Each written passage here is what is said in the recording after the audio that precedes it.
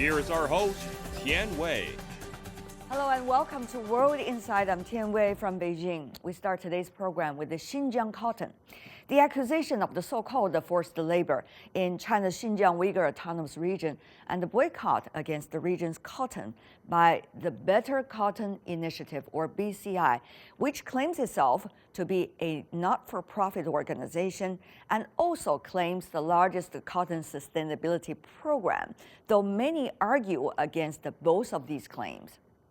Cotton production in China's Xinjiang Uyghur Autonomous Region has long been highly mechanized and also does not require anymore a large number of cotton pickers for years. The accusation of the so-called forced labor in Xinjiang's cotton industry is not based on fact, therefore China argues. As a well-known fashion industry insider from China, Huang Hung said China is the largest consumer of fashion and also the largest producer of fashion. But despite these figures, there are few big names in the Chinese fashion industry. Why the discrepancy? Earlier, I talked to her on what is the underlying problem behind the Xinjiang cotton boycott issue. Let's listen in. Huang Hung, what a pleasure. Long time no see. Exactly. So happy to be here. I was very impressed by the article that went viral. It kind of did, didn't it? I was really surprised. You were really angry. Did I sound angry? You sound quite angry and upset about, what is going on right now. What upset you? Well, the thing that upsets me is there's so much information, but there's nothing you can trust. So I began to realize every single news agency is tremendously biased. For me, who has a bit of journalistic training, I am totally frustrated that I have no reliable source of information. One of the things is about the accusation of so-called forced labor in Xinjiang. When I read that, I don't trust it anymore. Why you don't trust it? The information age is actually the information of fake information, fake news, and there are a lot of information that you see it and you can't verify it. And you don't know whether the people who say it are actually speaking the truth. For example, the Xinjiang forced labor. So for me, the cases where I can verify, I actually do verify. So I am informed. And since I was publishing fashion magazine and I had a store which promoted Chinese design. So fashion is very close to my own. That's your home turf. That's my home turf. So of course I pay more attention to it. So of course I called a friend of mine who actually is a cotton grower in Xinjiang, who I have known for 20 years. She said there is absolutely no ground whatsoever for this kind of accusation. She's been growing cotton in Xinjiang for 20 years. Never seen it, never heard of it. It is total fabrication. Now, why do I trust her? Because I know her. And I know how she cares. And I know how she cares about sustainability. And I know how she has contributed to charity, not only here, but also internationally. And she's a standing member of the international community of business people. And she has built an extremely respectable business for her, and so for herself and for the community. So she is your reliable source. I totally trust her over any other media, Better Cotton Initiative, all that kind of Better Cotton Initiative for me is a joke. Their own Chinese office come out with a statement denying what their headquarters say. And then their headquarters issue another statement denying what their own Chinese office says. International organizations like that, NGO like that, has above all a responsibility to be morally correct and to be just. And this, I think, Better Cotton, or BCI, has completely failed.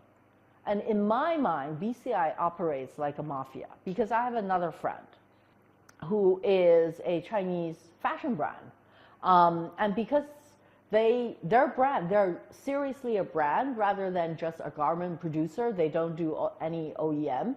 So because they sell their brand internationally, so they also want to be sustainable, be very much aware of young consumers who want to only buy sustainable clothing. So they took the pains to buy BCI certified cotton, right? So when they put on their label that all their fabrics are BCI certified, they got a knock on the door from BCI to say, can't use that. You can't use our name. Yeah, but why? Because we bought BCI certified cotton, and they showed the contracts and showed the producers, and BCI said, oh, you have to be a member and pay our fee. How much is the fee? Now that I didn't ask. Apparently it's on their website, and it's not exactly a small sum. So I think, when a so-called NGO that is supposed to work for sustainability, for better cotton, its operational method, I think it took a guidebook from Al Capone's Mafia. It is totally an international mafia that if you are a Chinese brand, you have to be a member, And I was told that one of the biggest American cotton producers, Boswell, is not a member. But, can we just check whether Nike and Adidas buys all the things, all these international brands, anything that they buy is actually from Boswell? Isn't that BCI's job to check? But since It's an interesting question. right? I would like to see. If you're an NGO, you're supposed to open your books because you're taking public contribution, right? Purportedly, you're not only taking US aid, that you're also taking a lot of membership, and there are Chinese members as well. It's very interesting to look at the members of BCI. A lot of them are coming from the developing countries, cotton grower. Well, the developing countries are growing cotton. The developing countries are the ones who are being regulated by BCI. And they also have developed countries. And the developed countries, including H&M, I'm afraid, is using BCI as greenwashing. It's greenwash. It's very interesting you mentioned the word greenwash. People have been arguing that, well, the consumers want it. The consumers want green. Yeah, consumers want real green, not wash green, not pretending to be green. I was in a seminar with this H&M sustainability lady, right? And she was saying like, yeah, we have a collection at H&M, which is what we call the sustainable collection or the green collection. And you'll notice that we have a little green label on these clothes, and they're totally made from reused fabrics. It is not okay for fast fashion to label themselves green, because their most ungreen, unsustainable way of buying fashion ever. Why would you say so? Because first of all, fast fashion is a way to alleviate certain anxiety in a consumer society. Because as sort of the developed world grew in the 70s, there was inflation. And inflation caused a lot of people very anxious because you used to be able to buy a lot of things and now you can't. So to solve inflation, one of the things is to produce the same things, maybe a little bit lower quality, but look pretty much the same, but at lower cost. And you have to cut cost. Now, in the developed world, there are unions, there are things like that, which prevents them, there are regulations which prevents them from actually lowering their manufacturing cost. So hence, they have to look for cheaper places to produce their goods. Globalization happens. And China was the first place, or one of the places that they found in producing, in particularly textile goods, garment, fashion goods. And so, but we've seen this happen. You've seen sort of sweatshops burn down in Bangladesh, right? And, they just constantly move to poorer areas where the labor and the environmental control is laxed. And this is what fast fashion does. It constantly tries to lower the costs to consumers, which are in the West. And the way they lower the cost is not by saying, oh, okay, we're going to make a little bit less this year. No, they're going to suppress their suppliers. And who are their suppliers? Their suppliers are all in the third world. They're in China, they're in Vietnam, they're in Bangladesh, they're in India, they're in Pakistan, in Vietnam. And what these factories get is that, okay, you either supply to us or you're going to lose the account. But one could argue it's an ecosystem that has long been established. The new players, you want to come in to this block, well, you do it our way. So who set the rules? That become extremely important, isn't it? It is. And so far, China being the biggest producer of garment and the biggest market of garment, et cetera, the biggest producer of cotton, we don't set the rules. Or China doesn't set the rules. Because the rules are set, and there's all kinds of national interests, corporate interests behind it. I think from someone who works in the fashion industry in China, you can see the injustice and how unfair it is, And I used to publish a fashion magazine. I think I was the only little fashion magazine that's local. And we're eventually had to be forced out of business because the fashion opinion in China is also controlled by big publishing houses like Condé Nast and Hearst. The entire fashion world is relying on China to buy, relying on China to produce. And as far as the producing part, follow the rules that the Western countries have set up. But isn't that what globalization part of it is about, some would argue? That there are rules, and if you want to come in, you follow the rules. That's what also some suggest the so-called the rule-based international system.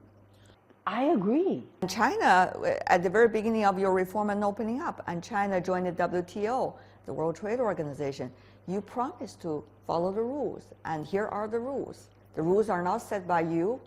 Well, if you want to set the rules, others have to accept. So here comes the thing. Is it going to be about hard power competition? What is it? What is the nature of this? The rules are set up, and anybody who sets up rules knows that you don't set it up to your disadvantage. I think when people set up rules, they're very unaware and not very empathetic of those that they intend to rule. Let's just take the US Constitution about voting rights. This is a piece of document that is worshipped by the developed countries as the founding document of democracy and human rights. But the way that they set up voting rights is that slaves don't count. Why is there an electoral college in the United States and not direct votes? It is because they did not want black votes or slaves at the time to count as an individual vote. I think it was counted eventually because the North had more people and the South had less population, unless you count the African American population or the black population who are actually slaves at the time when they wrote the Constitution. So in order to be a compromise, that's why there is an electoral college. So when you look at rules, you have to look at its historical background and whose interest it serves. I don't think rules are born to be just. Rules are born to serve someone. It's just who does it serve? When you talk about China as a country 20 years ago. It's not the same country that you're talking about today. So if China as a country discover that there's unfairness in rules, does China have the right to challenge these rules?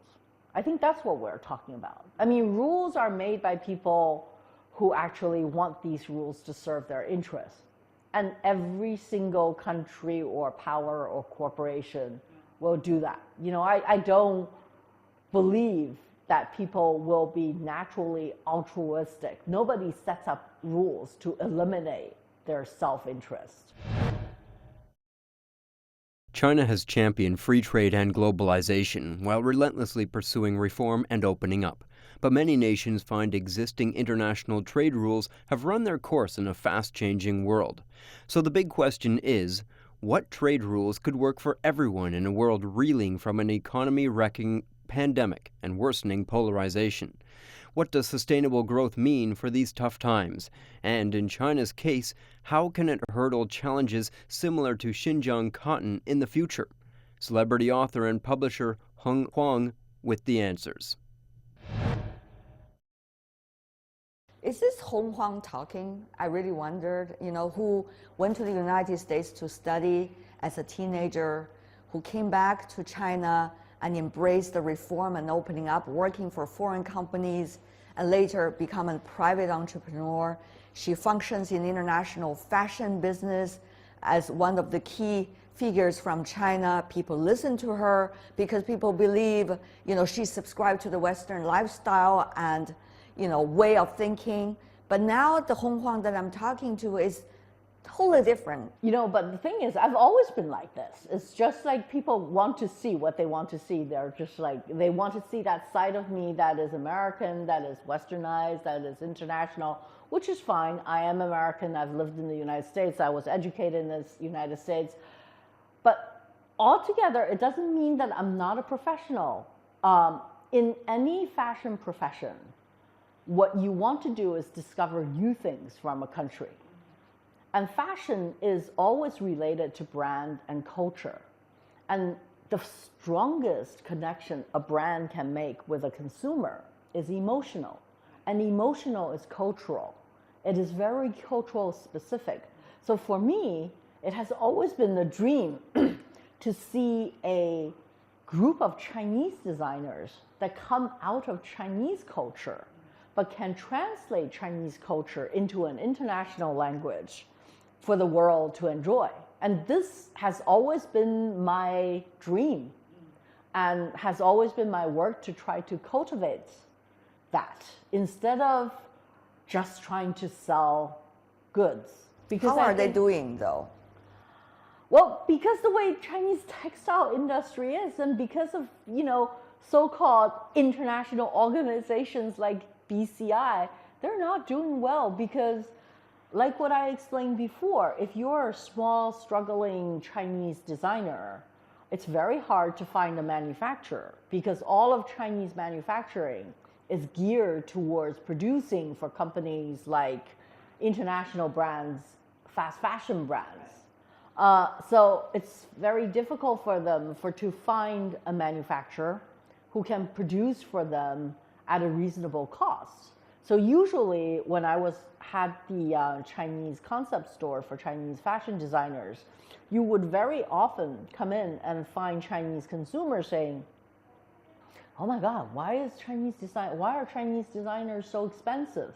Well, they're so expensive because their production cost is just super high, because they're producing only in small quantities.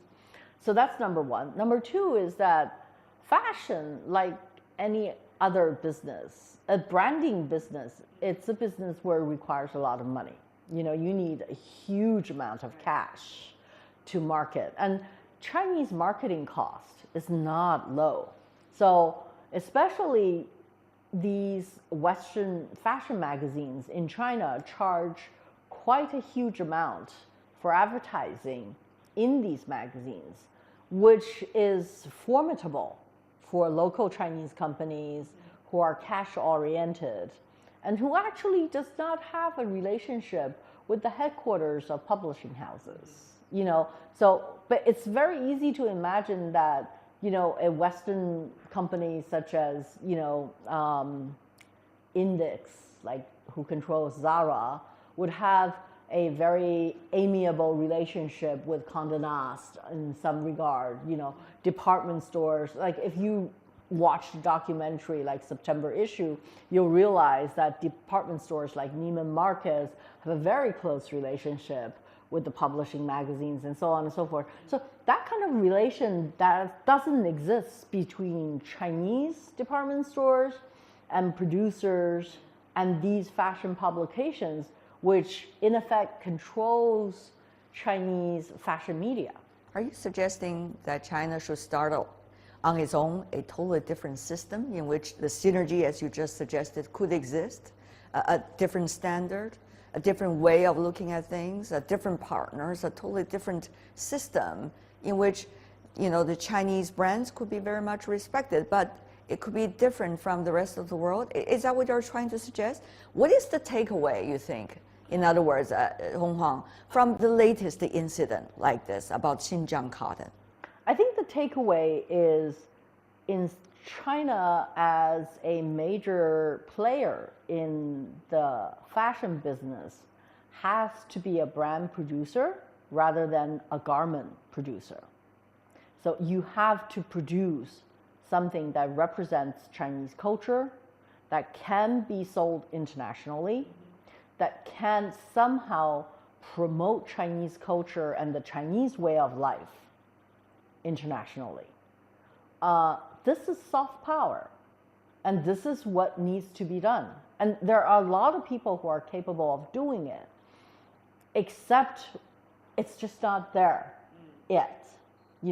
I'm not so sure. I'm not saying that the international community will not welcome something like that, but Chinese themselves have to focus on culturally mining our own culture and producing something that will speak to the international community. Something in the fashion business that is the TikTok equivalent in the internet world. I don't think boycotting, I don't think, kicking out magazines or overturning system is the solution. If a system is bad, it will actually go bad itself. You don't need to have a revolution. It will become defunct by itself, because systems has to operate and people have to believe in it. But if once people stop believing in it, then it becomes defunct by itself. There's this self-decay that happens especially in business. So I think what you have seen in China is kind of the fashion business moving from print platform online. And this is a good thing because this is very genuine, it's very original. We're developing new ways of retail. We're developing, in China, there are new ways of retail that all the other international companies have to adjust to if you want to sell in the Chinese market, which I think is a good thing. And there will be new rules that are set up. And I know that these internet companies, because they're China grown, they understand Chinese brand, that they will actually be able to help Chinese brands to grow internationally. And as Chinese consumers move online, this will all happen in a very natural way, in which the old system will become obsolete by itself. You don't need, I think diversity is good, but I do believe the market in China actually works in actually sort of choosing the ones that will survive the best in the market, that it's very much a market system in the fashion industry here. You see the advertising dollars going on to Chinese internet and leaving print behind. Not because print is controlled by non-Chinese publications. just because print is irrelevant to young fashion buyers. So it becomes obsolete. You lose the power that you have because you can't keep up with the market. And this happens in anywhere in the Western world, and this happens in China as well. So what we see right now in China is lack of young designers with enough of a Chinese language. You know, fashion is a language of expression. So it's a language like English or Chinese. So most Chinese designers are trying to speak English, French, Italian. So you need to look at someone who can actually say, I speak Chinese, but it's modern. And this is what actually we're looking for in China, is a Chinese designer who can produce modern clothes with a Chinese language. We are at an interesting time, a critical time, a juncture, some even say. So nobody knows where the world is going, but we know there are more options. For example, because China is becoming much bigger than it used to be as a developing country. So Huang Hung, where do you think, from your personal perspective, things are going, and how do you think people at this time confused about the world? I think they need to contribute. What do they need to contribute to is the key question. I think what we all need to contribute to is mutual understanding and empathy, and not hostility. Because this world will not survive if we are all hostile to each other. I find a lot of hostile rhetorics very upsetting. I find, you know, I am most confused by, for example, the ex-president of the United States, Mr. Donald Trump, his language, which incites hatred among people, among race. Because we have environmental problems. This is not going to be solved by a country on its own. We have pandemic, which is not going to be solved by a country on its own, as we have witnessed already. So it takes a cohesive effort to solve the biggest issues on Earth. And we only value one thing, which is the survival of the human race and the sustainability of Earth's natural environment. And for those, we have to work together. Fascinating conversation with you, Huang Hung, as always. Yes. Thank you so much. Thanks for inviting me. My conversation with China's fashion industry insider, Huang Hung.